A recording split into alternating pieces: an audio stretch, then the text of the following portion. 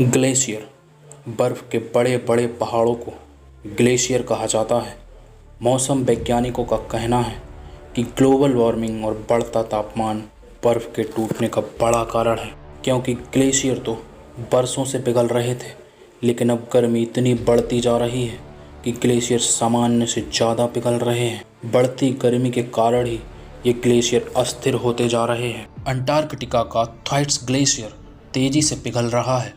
Antarctica बर्फ़ के दो हिस्सों में बटा हुआ है। इनमें से एक को पूर्वी आइस शीट और दूसरे को पश्चिमी आइस शीट के नाम से जाना जाता है। अंटार्कटिका के पश्चिमी आइस शीट में थ्वाइट्स और पाइन आइलैंड ग्लेशियर है।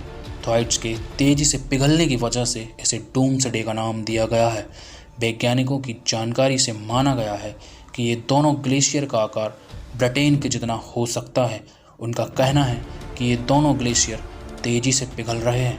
इनके पिघलने की दर 5500 सालों में अब तक सबसे ज़्यादा है।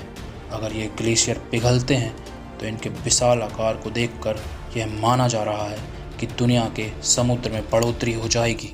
वैज्ञानिकों का कहना है कि पिछले कुछ शताब्दियों में ग्लेशियर का पिघलना स्थिर है, लेकिन वर्तमान में इनके पिघलने की दर तेज़ हो रही है।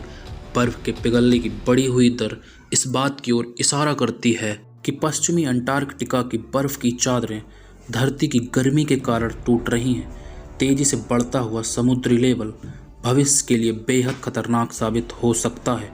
जब कुदरत अपना भयानक रूप दिखाएगी तो इंसान की ताकत महज एक मजाक बनकर रह जाएगी।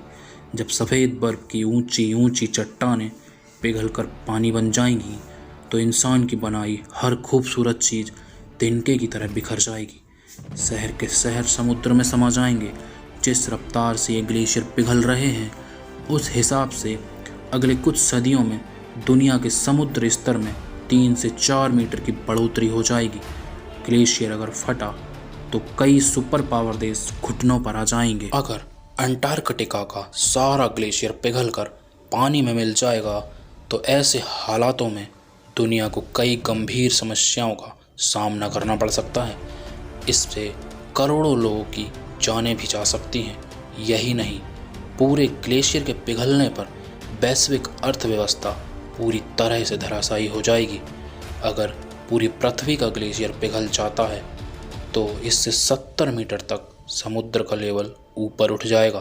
पृथ्वी के सभी महाद्वीप आंशिक रूप से पानी के भीतर समा जाएंगे। London, Mumbai, Goa, Miami, Sydney और कई सारे समुद्र तटीय शहर पूरी तरह से महासागरों के अंदर चले जाएंगे।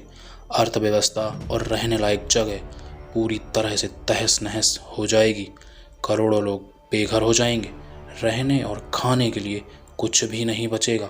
इसके अलावा पृथ्वी पर रहने वाली कई प्रजातियां भी खत्म हो जाएंगी। चलिए जानते हैं ग्लेशियरों के पिघलने का क्या कारण है। ग्लोबल वार्मिंग हमारे हिम ग्लेशियरों को तेज़ी से पिघला रहा है।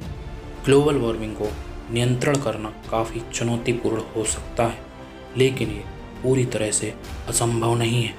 किसी भी समस्या के समाधान के लिए सबसे पहले समस्या के कारणों को पहचानना पड़ता है।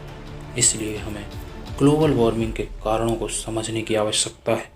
यह किसी एक कारण से नहीं बल्कि कई कारणों से हो रहा है। ये कारण प्राकृतिक और मानव निर्मित दोनों हैं। ग्रीन हाउस गैसों का बढ़ता प्रभाव ग्लेशियर पिघलने का प्रमुख कारण है। ग्रीन हाउस गैस जो पृथ्वी से बाहर जाने में सक्षम नहीं है, जिसकी वजह से पृथ्वी का तापमान बढ़ रहा है। इसके अलावा ज्वालामुखी विस्फोट से कार्बन डाइऑक्साइड के टन निकलते हैं, जो ग्लोबल वार्मिंग के लिए जिम्मेदार हैं। इसी तरह मीथेन गैस भी ग्लोबल वार्मिंग के लिए एक बड़ा मुद्दा है। उसके बाद इंसानों द्वारा ऑटोमोबाइल और जीवाश्म ईंधन के अत्यधिक उपयोग से कार्बन डाइऑक्साइड का स्तर बढ़ जाता है।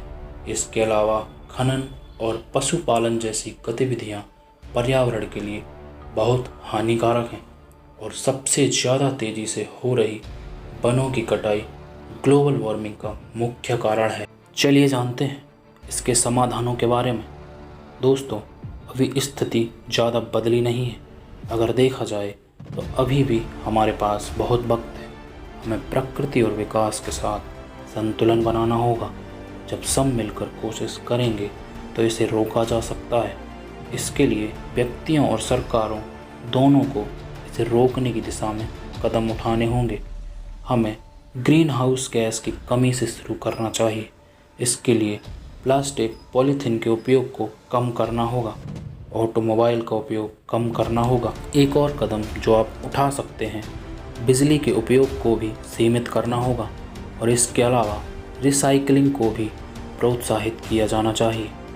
सरकार के हिस्से में उन्हें औद्योगिक कचरे को नियंत्रित करना चाहिए और उनको हवा में हानिकारक गैसों को बाहर निकलने से रोकना चाहिए।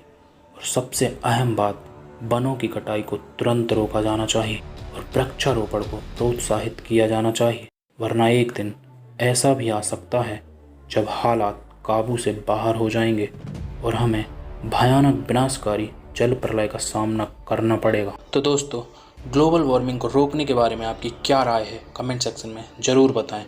वीडियो को अंत तक देखने के लिए आपका बहुत बहुत धन्यवाद। मिलते हैं अगली वीडियो में एक और दिलचस्प जानकारी के साथ।